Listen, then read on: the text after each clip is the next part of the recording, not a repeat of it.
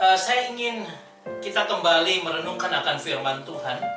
Tetapi kali ini kita belajar dari hati Yesus, di mana kita bisa melihat ada sebuah compassion, yaitu hasrat hati yang terdalam dari Yesus bagi kita. Kita akan belajar tentang bagaimana tentang compassion itu. Nah, coba saya mengajak kita untuk melihat gambar yang ada ini. Nah, gambar ini menceritakan seorang bapa yang kemudian memeluk anaknya yang dia cintai. Ya, ini ada dalam kisah yang kita biasa sebut dengan The Prodigal Son, di mana arti dari prodigal sendiri adalah pemborosan, anak yang membawa harta bapaknya dan dia boroskan bersama dengan teman-temannya. Dan ini yang kita kenal dengan anak yang hilang. Jadi kalau kita melihat ekspresi daripada bapak ini, kita dapat bisa melihatnya di dalam Lukas pasal 15 ayat yang ke-20. Ketika dikatakan, coba kita lihat bersama Lukas pasal 15 ayatnya yang ke-20. Lukas pasal 15 ayat ke-20.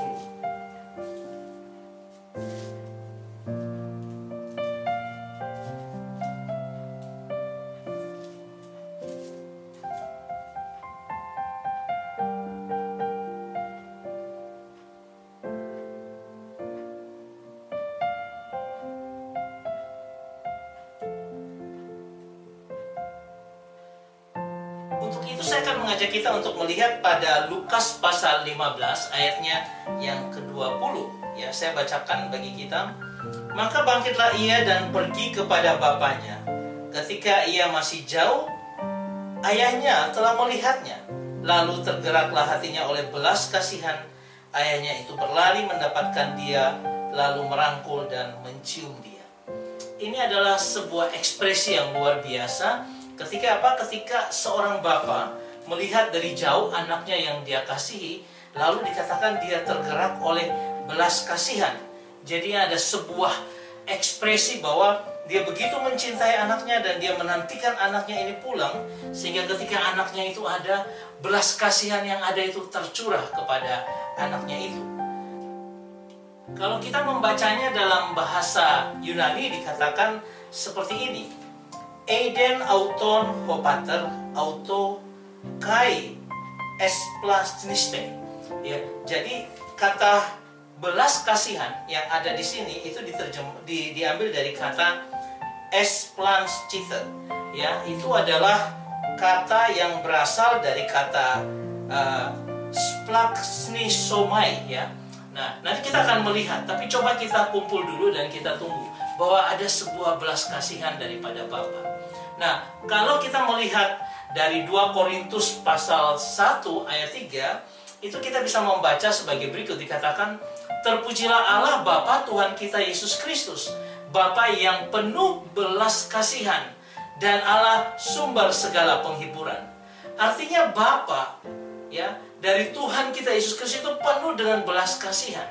Ya, dalam dirinya ada belas kasihan yang luar biasa.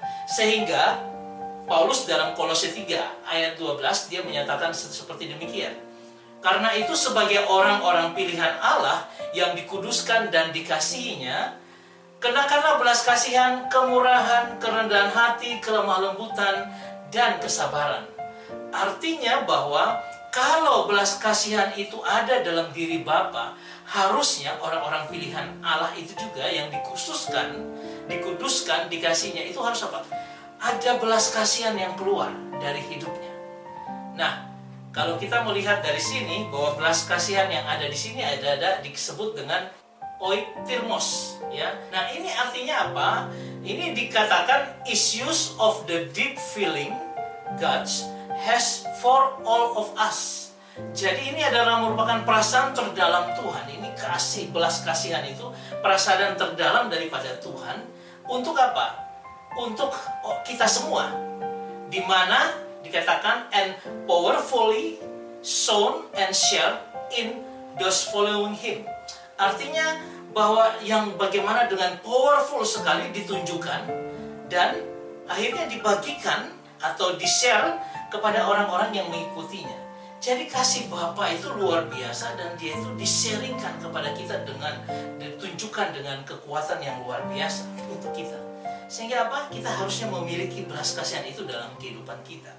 Tetapi ada sesuatu yang menarik yang dapat kita lihat dalam cerita ini. Ketika Yesus melihat seorang yang sakit kusta, dan orang itu Orang itu dia datang dia bilang, Tuhan, jika engkau mau aku tahir, pasti aku tahir. Artinya dia sembuh dari sakit kusta itu. Dan Tuhan katakan di dalam Markus pasal 1 ayat 41 dikatakan begini, maka tergeraklah hatinya oleh belas kasihan. Jadi Yesus itu juga punya belas kasihan. Lalu ia mengulurkan tangannya, menjamah orang itu dan berkata kepadanya, aku mau, jadilah engkau tahir. Ya. Nah di sini ada tergeraklah oleh belas kasihan. Dan di sini saya mau katakan bahwa kata belas kasihan ini berbeda dari yang sebelumnya, yaitu dikatakan sebagai splanchnistes, ya, dikatakan demikian, yaitu dia was moved with compassion. Artinya digerakkan oleh karena oleh karena compassion. Dan compassion itu artinya bukan hanya sekedar passion, ya, hasrat untuk menolong orang, bukan, tetapi itu adalah hasrat menolong with suffering. Artinya dengan menderita. Artinya dia tahu penderitaan orang itu seperti apa, dia merasakan penderitaannya, lalu hatinya tergerak untuk menolong, ya, dengan merasakan penderitaan. Ini kita bisa melihat dari kata empati. Empati berbeda dengan simpati, ya. Ketika Bapa itu di dalam dirinya punya feeling yang dalam, perasaan yang dalam untuk mengasihi orang, itu adalah sebuah fakta dan kenyataan.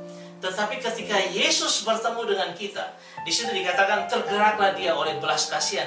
Di mana Dia turut merasakan penderitaan orang yang berteriak minta tolong kepadanya.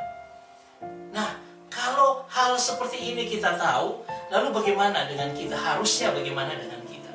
Saya mau mengajak kita untuk melihat gambar ini, di mana gambar ini kalau kita lihat sepintas, kita bisa melihat ada seorang hamba menghadap raja, tetapi hamba yang sama itu akan menghajar atau temannya yang lain. Nah, itu ada sebuah kisah yang dapat kita lihat di dalam Matius pasal 18 ayat 23, ya. Saya coba akan membacakan untuk kita secara singkat. Matius pasal 18 ayat 23, ya, dan seterusnya. Ya, nah itu dikatakan tentang perumpamaan tentang pengampunan, ya. Nah, saudara yang terkasih, ketika pada ayat ke-23 dikatakan, sebab kerajaan sorga seumpama seorang raja yang hendak mengadakan perhitungan dengan hamba-hambanya. Lalu dia didapati ada seorang hamba yang berhutang 10.000 talenta. 10.000 talenta ini berapa, ya? Kalau kita hitung-hitung 10.000 talenta dengan 1 talenta sama dengan 34 kg perak, misalnya kita anggap begitu. Nah, kita akan mendapat 1 perak itu harganya 13.550. Dan kalau kita kalikan bahwa hamba ini punya hutang sebesar 4,607 juta. Artinya 4M 607 juta.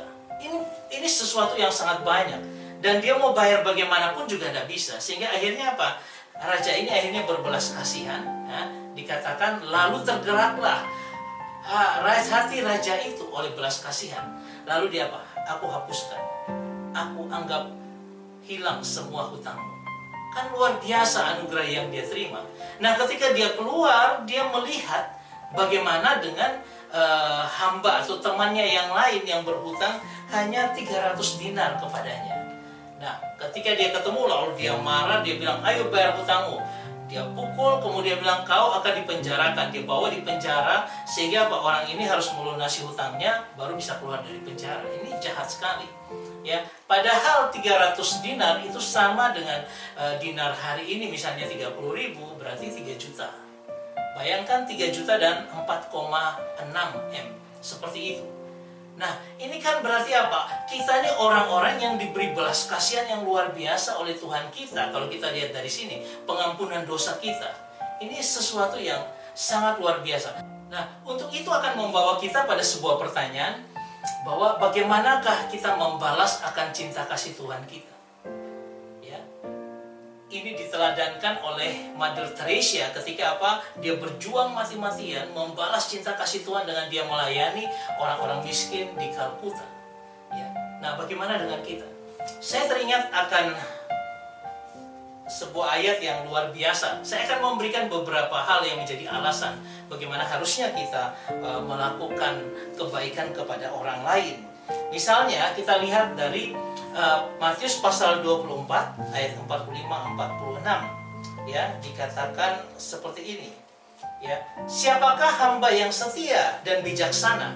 Kata bijaksana dari kata pronimus, ya, dimana kalau kita lihat ini pronimus ministry yang saya bangun, ini terkesan dari ayat ini juga, dimana hamba yang setia dan bijaksana yang diangkat oleh tuannya atas orang-orangnya untuk memberi mereka makan pada waktunya.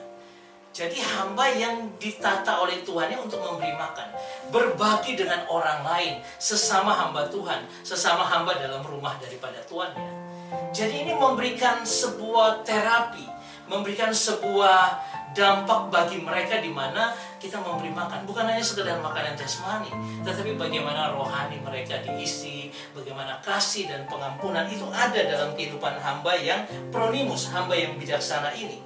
Dan berbahagialah hamba yang didapati tuannya melakukan tugasnya itu ketika tuannya itu datang, ya. Dan dikatakan orang yang berbahagia. Saya mau katakan bahwa menjadi seorang hamba harusnya apa? Dia punya belas kasihan kepada hamba-hamba yang lain, kepada orang di sekitarnya. Sehingga apa? Sehingga ketika tuannya datang, dia sudah melakukan memberi makan, memberikan belas kasihannya kepada orang lain. Ada ayat yang lain kita bisa lihat dari Matius pasal 22 tentang hukum yang terutama, dua hukum yang utama. Kasihlah Tuhan Allahmu dengan segenap hatimu, kasihlah sesamamu. Nah, ini mau mengindikasikan bahwa ini hukum yang utama. Berarti apa? Mengasihi sesama itu merupakan kewajiban dan itu harus kita laksanakan dalam kehidupan kita. Kalau kita melihat dari talenta yang Tuhan beri, kita sudah diberi banyak sekali oleh Tuhan berkat-berkatnya dalam kehidupan kita.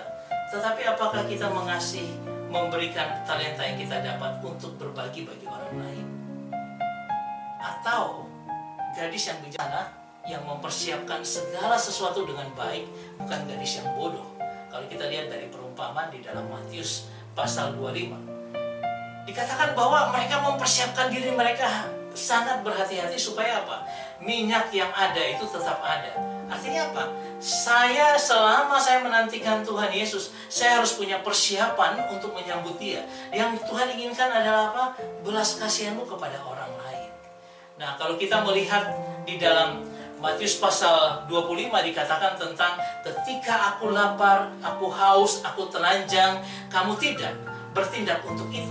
Artinya Tuhan protes, jangan kau menyatakan engkau mengasihi orang, tetapi ketika melihat sesamamu, temanmu, ya, lalu dia lapar, dia haus, engkau tidak membantu, atau dia punya kebutuhan yang lain, ya, itu sama seperti engkau melayani aku. Ya, itu yang mau dikatakan.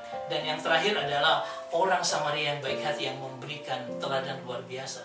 Ini musuhnya, tetapi dia ambil dan dia rangkul, dia bawa, dia obati, dia berikan penginapan untuk orang yang sudah dirampok ini.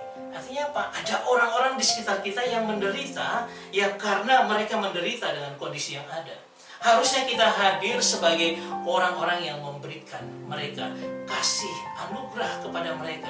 Kita memberikan perhatian kita untuk membantu mereka. Apa yang Tuhan berikan dalam hidup kita, bagikan itu bagi orang lain. Ini pesan Tuhan ketika dia berkata, dia tergerak oleh belas kasihan. Sehingga anak-anak Tuhan, siapapun dia, semakin bertumbuh dewasa, dia harusnya memiliki suatu belas kasihan yang luar biasa dalam untuk orang-orang di sekitarnya. Dan ini tidak bisa disembunyikan. Dan ini harus bisa dilihat oleh orang, kebaikan hati kita.